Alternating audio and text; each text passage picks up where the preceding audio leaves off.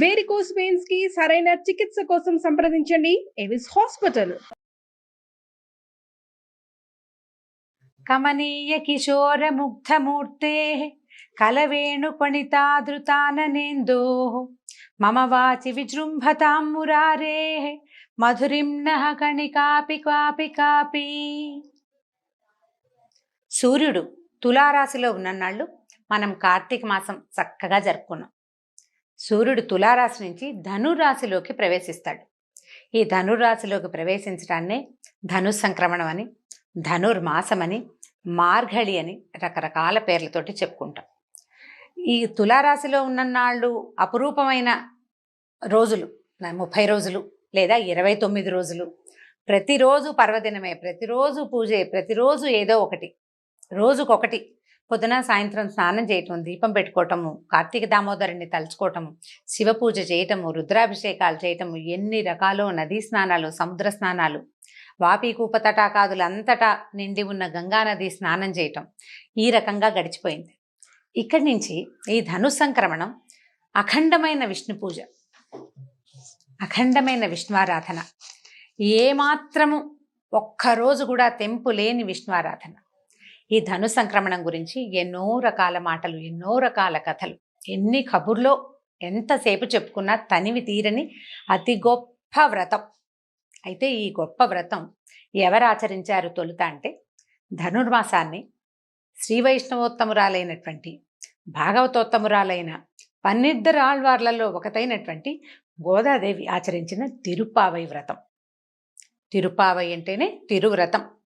ఈ తిరుప్పావైని 30 రోజులు రోజుకొక పాసురంతో, ఈ 30 రోజుల మాలలో అంటే పువ్వులు సుగంధభరితాలైన పుష్పాలతోటి గుచ్చిన మాలతోటి గోదాదేవి విష్ణువుకి చేసిన అర్చన, తర్వాత ఆమె స్వామిని చేరటం విశేషంగా చెప్పుకోదగిన విషయం.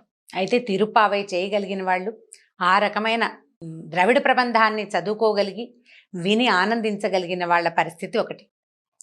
అది చదవలేని వాళ్ళు, వినలేని వాళ్ళు ఏం చేయాలి? గోదని తలుచుకుని ఆమె ఏ కృష్ణుణ్ణైతే అర్చించిందో ఆ కృష్ణగాథలని చెవులారా చెప్పుకుని విని ఆనందించాలి.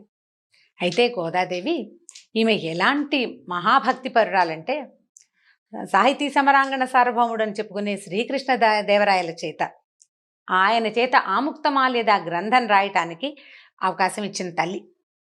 శ్రీకృష్ణదేవరాయల వారు శ్రీకాకుళంలో నిద్ర చేశారట ఒకసారి. నిద్ర చేస్తే, అది కూడా ఆంధ్ర మహావిష్ణువు దేవాలయం వద్ద నిద్ర చేస్తే ఆయనకి కలలో తెలిసిందట, ఇది వరకు తను విడిచిన మాల ఇచ్చిన ఒక చిన్నది ఉంది శ్రీరంగం దగ్గరలో, ఆమెని గురించిన గ్రంథం రాయి తెలుగులో రాయమని స్వామివారు స్వయంగా ఆజ్ఞించారని, ఆ తర్వాతే ఆయన ఆముక్తమాల్యద గ్రంథం రాశారని అంటారు. ఆముక్తమాల్యద అంటే విడిచి ఇచ్చిన మాల కలది, తను ధరించి ఆ మాలని భగవంతునికి సమర్పించినటువంటి మహాతల్లి గోదాదేవి. ఆమె గురించి చెప్పుకోవటం, ఆమె గురించి ఆమె చేసిన పూజ, ఆమె ఏ రకంగా అయితే భగవంతుని చేరడానికి ప్రయత్నం చేసిందో అదే రకమైన ప్రయత్నాన్ని చేయగలగటం మన అదృష్టం, మనకి భగవంతుడు ఇచ్చిన అవకాశం. సోషల్ మీడియా వల్ల చాలా రకాల మంచి అవకాశాలు దొరుకుతాయండి. చిన్న ఇబ్బందులున్నా ఈ సదవకాశాన్ని తప్పకుండా అందరూ వినియోగించుకోవాలి. అయితే తిరుమల తిరుపతి దేవస్థానం కలియుగ వైకుంఠంగా చెప్పబడుతుంది. అక్కడ కూడా ఈ నెల రోజుల పాటు ఈ తిరుప్పావైనే మన సుప్రభాతానికి మారుగా తిరుప్పావయ్యే చదువుతారు. ఈ నెల రోజులు తెల్లవారుజామునే స్వామికి సుప్రభాత సేవ చేస్తారు కదా, లేక ఈ సుప్రభాతం బదులు తిరుప్పావైనే చదువుతారట. అక్కడి నుంచి అమ్మవారు ధరించిన మాలని శ్రీరంగం నుంచి తెచ్చి ఈ స్వామివారికి ధరింపజేస్తారట. ఈ రోజుల్లో ధనుర్మాసంలో అయ్యవారు ఊరేగేటప్పుడు తులసిమాల ధరించి చిలుకని చేతబట్టి ఊరేగుతారట మలయప్ప స్వామివారు కూడా.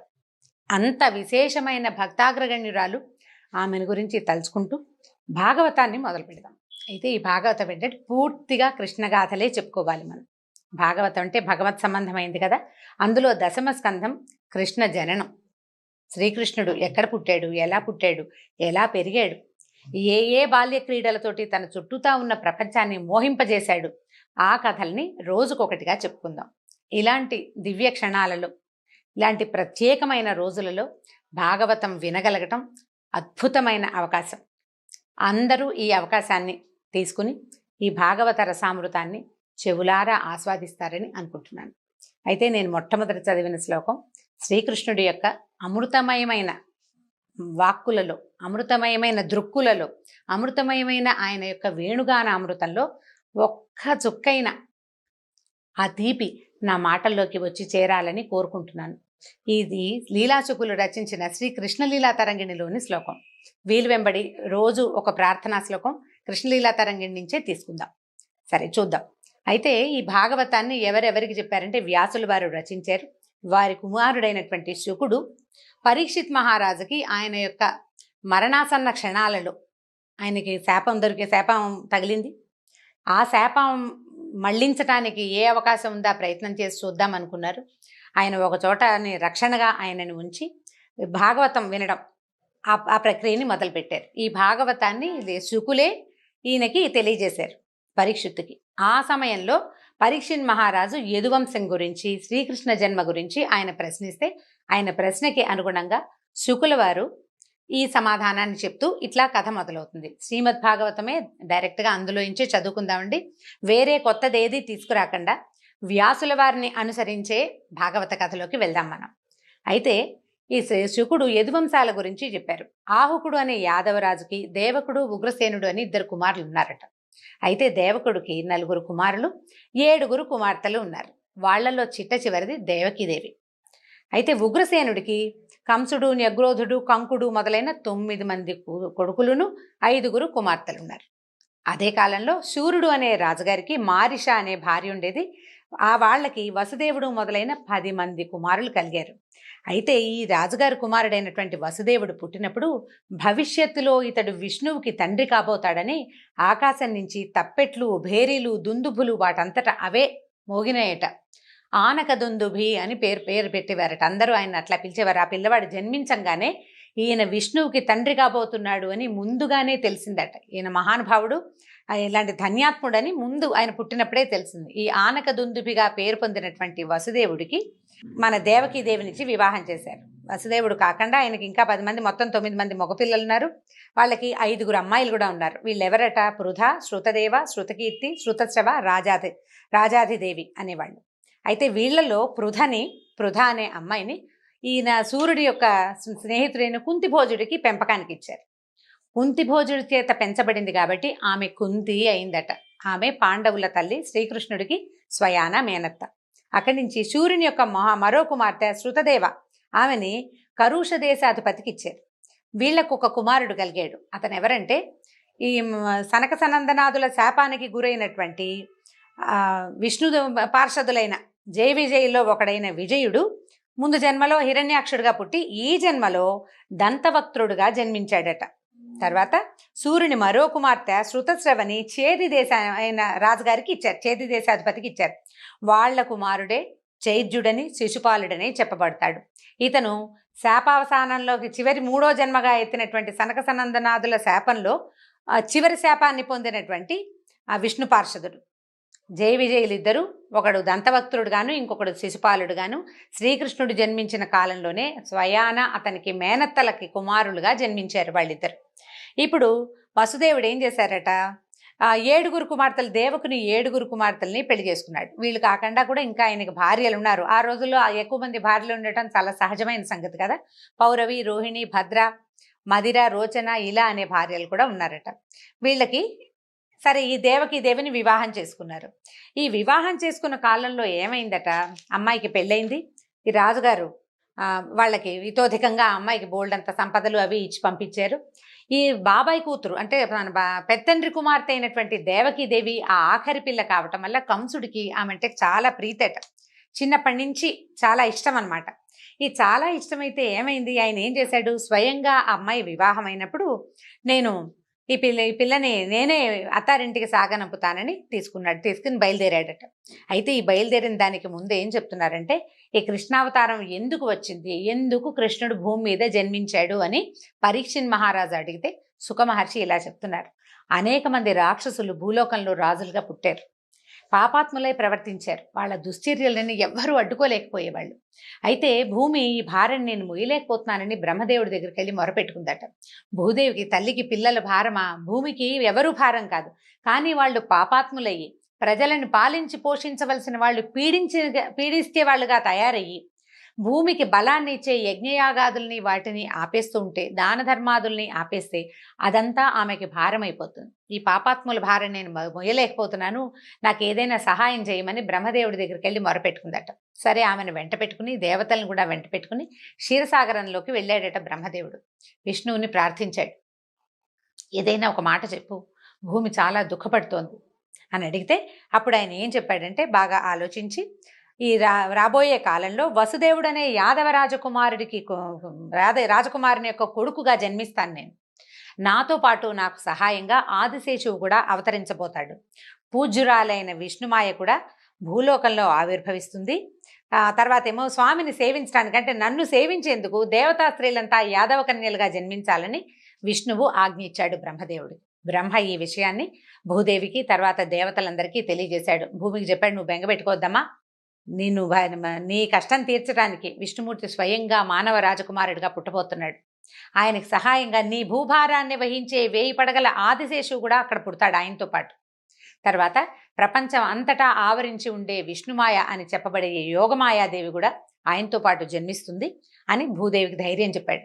దేవతలకు ఏం చెప్పాడంటే, దేవతా స్త్రీలందరూ స్వామిని సేవించేందుకు భూలోకంలో జన్మించవలసి వస్తుంది గోపికలుగా అని చెప్పాడు.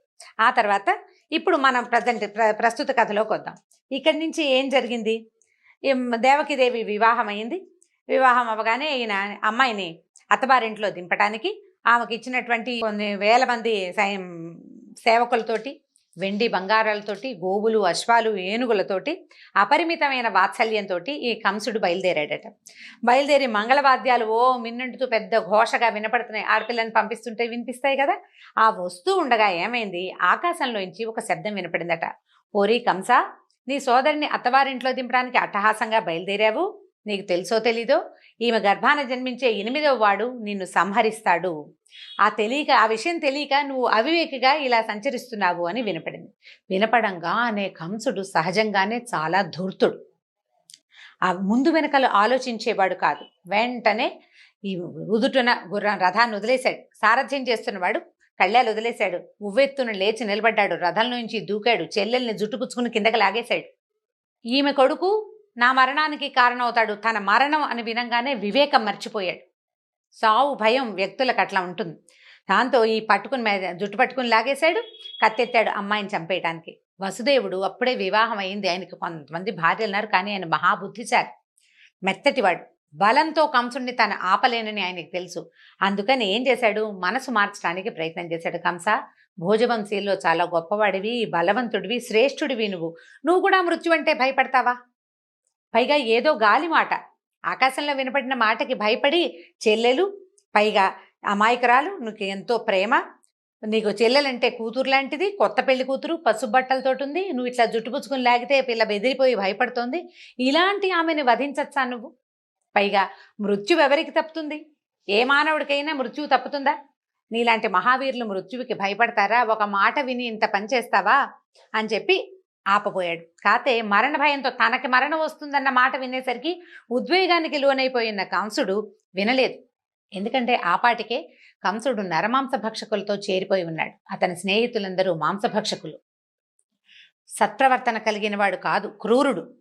దాంతో ఇంకా వేగంగా ఆలోచించి ఈయన ఏం చేశాడంటే, ఇప్పుడు ఆయన ఏమనుకున్నాడు, ఇప్పుడు ఈ పెళ్లి కూతురు మీద భయం కాదు కంసుడికి, ఈమెకు పుట్టబోయే సంతానం మీద. కాబట్టి సంతానం వైపు కంసుడి దృష్టి మరలించి ప్రస్తుతం ఈ భార్యని, కొత్త పెళ్లి కూతురిని రక్షించుకోవాలనుకున్నాడు. ఆయన ఏం చేశాడు, ఆలోచించుకుని వెంటనే ఏం చెప్పాడు, పైగా భయపెట్టినా నీకు మరణం తప్పదు లాంటి మాటలు మాట్లాడకూడదు, నిన్నేం చేస్తానో చూడు అనడానికి ఇతనికి అంత శక్తి లేదు, అతను ఇంకా మహాబలవంతుడు. అందుకని చాలా జాగ్రత్తగా తొణక్కండా ఏమన్నాడంటే, నువ్వు కంగారు పడకు, సంతానం కదా నీకు సమస్య, ఆ పిల్లని తెచ్చి నీకు ఇచ్చేస్తాను. మీ చెల్లెలేం చేసింది మధ్యలో? పైగా ఇప్పుడు నువ్వు తొందరపడి చెప్తే చంపేసావనుకో, స్త్రీ హత్య, సోదరి హత్య, కొత్త పెళ్లి కూతురు, నలుగురిలో ఇప్పుడే బయలుదేరావు, ఇంతలోనే నువ్వు ఇలా హత్యలకి దిగితే నీ గ్లామర్ పోతుందని చెప్పి బెదిరించాడు. అంతే అనమాట. అది మంచి మాట. నీ తాలూకు పరువు పోతుంది. నువ్వు మరణ భయంతో ఇలా ఒక స్త్రీని వధించావు అనే పాపం మూట కట్టుకుంటావు. దానివల్ల నీకు పాపం వస్తుంది. మరణం పట్ల భయపడడం వల్ల కూడా నీకు ఉత్తమగతి రాదు. సంతానం వల్ల నీకు సమస్య. కాబట్టి పుట్టిన సంతానాన్ని పుట్టినట్టు నీకు తెచ్చిస్తాను అని చెప్పి ఒప్పించేసరికల్లా సరే సర్దుకున్నాడు కంసుడు. కాస్త ఆలోచించుకున్నాడు. అందరూ తన వైపే చూస్తున్నారు. పరువు పోతుందన్న మాట అక్షరాల నిజం. తండ్రి తల్లి అందరూ ఏమంటారో, చుట్టుపక్కల ఏమంటారో, నగర పెద్దలు ఏమంటారో 4 ఆలోచించుకుని సరే వసుదేవుడు చాలా మంచివాడు, బుద్ధిమంతుడు, పైగా ఆనకదుందుబిగా పేరు పొందినవాడు కాబట్టి అతని మాట ఒప్పుకోవాలనుకుని ఏం చేశాడు కంసుడు, అమ్మాయిని వదిలిపెట్టేశాడు, అత్తవారింటికి పంపేశాడు.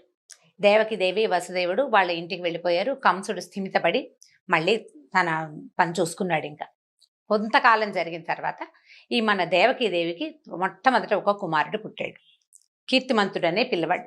అయితే ఈ వసుదేవుడు ఏం చేశాడు, అన్న మాట ప్రకారం పిల్లవాడిని తీసుకొచ్చి కంసుడికి అప్పచెప్పాడు. అప్పటికి కంసుడికి భయము తగ్గిపోయింది. మనం వినగానే ఒక కంగారు వస్తుంది, ఉద్వేగం వస్తుంది వ్యక్తులకి. కొంతకాలం గడిచేసరికల్లా ఏమవుతుందిలే, ఏదో ఆకాశంలో వినపడింది, ఏమవుతుంది అని కొంచెం కాస్త నిదానించాడు. పైగా అష్టమ గర్భం తన మరణానికి కారణమవుతుందని తెలుసుకున్నాడు. దీంతో ఏం అవ్వదు అని అనుకుని ఏం చేశాడంటే, మొదటి పిల్లాడి చోట ఏముంది, 8వ పిల్లాడు కదా బావా, అప్పుడు తీసుకుందాంలే, అప్పుడు చూద్దాంలే, నువ్వు పిల్లవాడిని తీసుకెళ్ళిపోమని పిల్లాడిని వసుదేవుడికి ఇచ్చి పంపించేశాడు. ఈ వెనక్కి వెళ్ళాడు కానీ వసుదేవుడు ఈయన్ని కంసుడిని నమ్మలేదు. వీడి బుద్ధి ఏ క్షణాన్ని ఎటు తిరుగుతుందో తెలీదు. వాళ్ళ చంపేస్తానన్నవాడు ఇవాళ సర్దుకున్నాడు, ఇవాళ పంపేసిన వాడు రేపు మళ్ళీ రమ్మంటాడేమో తెలీదు అని ఆ భయంతో మెల్లిగా ఇల్లు చేరాడు వసుదేవుడు. ఇంతలో నారద మహర్షి కంసుడి దగ్గరకు వచ్చి ఏం చెప్పాడంటే, 8వ పిల్లవాడు నీ మరణానికి కారణమవుతాడు, ముందు పుట్టిన 7గురిని గనక ఉంచితే వాళ్ళు 7గురు సహాయం చేయరాని వాడికి, కాబట్టి ఇది తెలివైన పని కాదని, అస్సలు శత్రుశేషం ఉంచకూడదని ఖచ్చితంగా చెప్పాడు. పైగా ఇంకా ఏం చెప్పాడంటే, నందుడు గోకులంలో ఉన్న వాళ్ళందరూ, నందుడు నీకు అక్కడ గోకులాలు ఉన్నాయా, వాట్లలో ఉన్న వాళ్ళు యాదవులు, వాళ్ళ స్త్రీలు అందరూ మానవ రూపంలో ఉన్న దేవతలు. రాక్షస సంహారం కోసం విష్ణువే దేవతల్ని ఈ రూపంలో పంపాడు. కిందటి జన్మలో నువ్వు కాలనేమి అనే ఒక రాక్షసుడివి, నిన్ను విష్ణువే వధించాడు. ఈ జన్మలో కూడా నీ వధ విష్ణువు వల్లే జరుగుతుంది. అక్కడ పుట్టబోయేవాడు సాక్షాత్ విష్ణువేనని నారదుడు గుప్పందించేశాడు కంసుడికి. దాంతో ఇక ఎంతమందినైనా చంపేసి తన ప్రాణాలు కాపాడుకోవాలనుకునే పాపాత్ముడు ఇతను కంసుడు. తనకి మరణం తప్పదు, మానవుడికి మరణం తప్పదు, ఎలాగూ పోతాం కదా అని అనుకోలే. వాళ్ళని చంపైనా ప్రస్తుతానికి మనం బతకాలని భావించాడు. దాంతో వెంటనే ఏం చేశాడు, ఆ చంటి పిల్లవాడిని మొట్టమొదటి ప్రథమ సంతానమైన కీర్తిమంతుడిని వధించాడు చంటివాడిని. అక్కడి నుంచి వీళ్ళిద్దరిని చెరసాలలో బంధించాడు. తండ్రి ఈ పనికి ఒప్పుకోలేదని కేకలేశాడని, ఆయన తన్ని బంధించడానికి పూనుకున్నాడని ఉగ్రసేన మహారాజుని కూడా చెరసాలలో బంధించాడు. తండ్రి రాజ్యానికి తానే రాజై మధుర రాజధానిగా ఆ రాజ్యాన్ని పరిపాలించడం మొదలుపెట్టాడు. తర్వాత ఏం జరిగింది, శ్రీకృష్ణ జననం ఎలా జరిగిందో వచ్చే భాగంలో తెలుసుకుందాం. నమస్కారం.